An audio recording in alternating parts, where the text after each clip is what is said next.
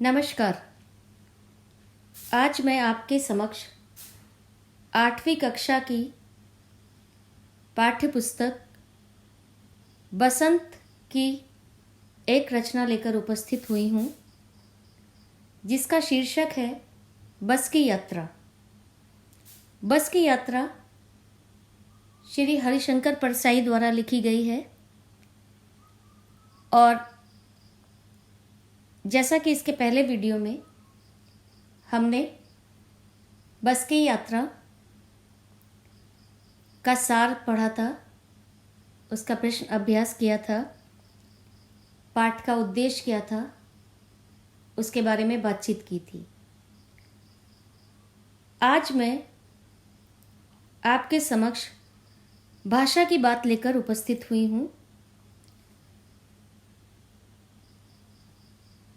ये आपकी पाठ्यपुस्तक में ये अंश है आपकी भाषा की बात का। तो इसके प्रश्न अभ्यास पर हम यहाँ पर विचार करेंगे। आप ध्यान से पहला प्रश्न पढ़िए।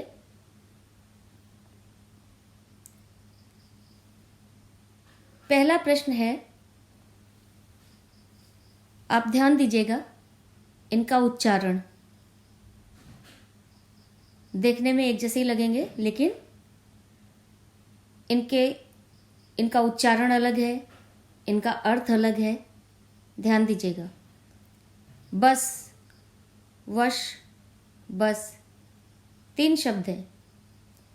इनमें बस सवारी के अर्थ में, वश अधीनता के अर्थ में, अधीनता माने गुलामी, और बस दो बस एक जैसे लग रहे हैं, लेकिन एक का आपका सवारी के अर्थ में आया है और दूसरा जो है पर्याप्त या काफी के अर्थ में प्रयुक्त होता है। इसी अंतर को देखिए आप लोग ध्यान से कि इसे वाक्य प्रयोग के द्वारा स्पष्ट किया गया है। जैसे बस से चलना होगा।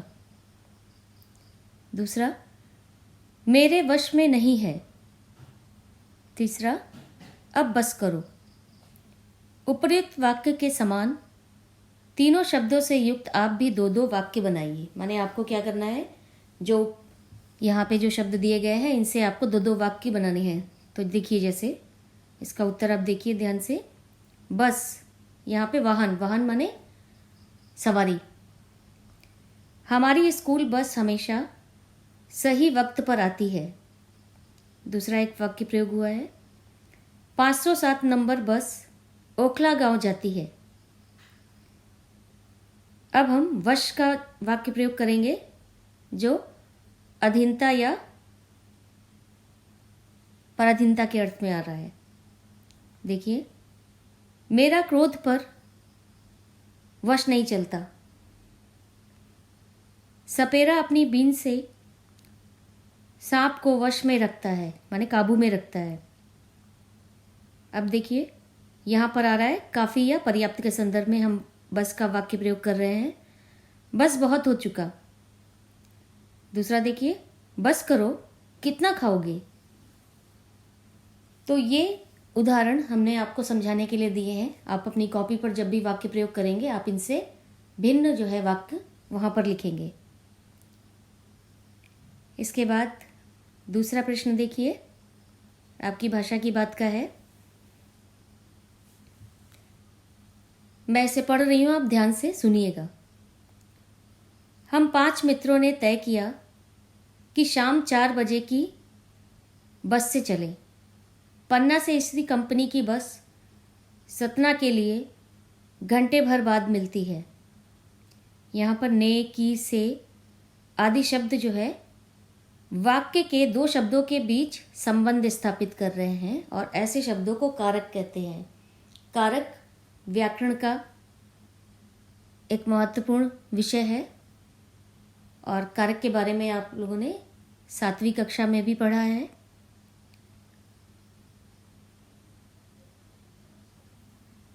जब वाक्य के जो शब्द होते हैं, शब्दों को आपस में जब हम उसमें संबंध बताते हैं, वो कारक कहलाते हैं। जैसे कर्ता ने कर्म को करण से, ये आपने 7वीं कक्षा में पढ़े हैं।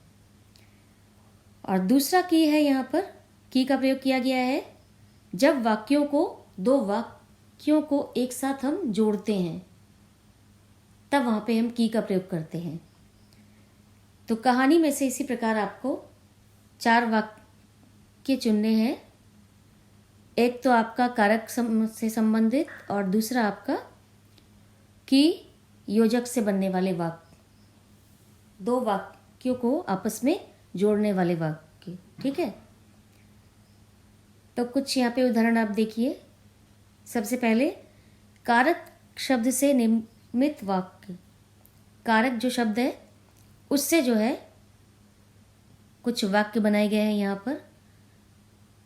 आप देखिए, इसमें पहला है, ये आपकी पाठ्य पुस्तक के ही है। पहला है, पन्ना से इसी कंपनी की बस सतना के लिए घंटे भर बाद मिलती है। दूसरा, यह बस पूजा के योग्य थी। फिर नेक्स्ट है, इसके बाद वाला देखिए, बस कंपनी के एक हिस्सेदार भी उसी बस में जा रहे थे। अगला देखिए, नई नवेली बसों से ज़्यादा विश्वसनीय है। तो ये जो वाक्य बने हैं यहाँ पर, इन वाक्यों में कारक शब्द से ये वाक्य बने हैं। ठीक है, क्योंकि अगर कारक नहीं होंगे तो आपका वाक्य पूरा ही नहीं होगा। अब हम इसके बाद देखते हैं जहाँ पर 2 वाक्य को आपस में जोड़ा जाता है और की योजक लगाकर। की जो है, देखिए, लोगों ने सलाह दी कि समझदार आदमी इस शाम वाली बस से सफ़र नहीं करते। यहाँ देखिए, लोगों ने सलाह दी एक वाक्य है और दूसरा क्या है, समझदार आदमी इस शाम वाली बस में सफ़र नहीं करते। तो इसको जोड़ा किससे गया है, की से, बीच में जो है। फिर दूसरा देखिए, हमें लग रहा था, एक वाक्य है ये अलग, और दूसरा की से जोड़कर इसको बनाया गया, हमारी सीट के नीचे इंजन है। हमें लग रहा था कि हमारी सीट के नीचे इंजन है। इसके बाद अगला देखिए वाक्य, कभी लगता है कि सीट को छोड़कर बॉडी आगे भागी जा रही है। अगला देखिए, मालूम हुआ कि पेट्रोल की टंकी में छेद हुआ है। तो यहाँ पर जो की योजक शब्द का प्रयोग किया गया है या की शब्द का जो प्रयोग किया गया है वो वाक्यों को आपस में जोड़ने के लिए किया गया है प्रयोग।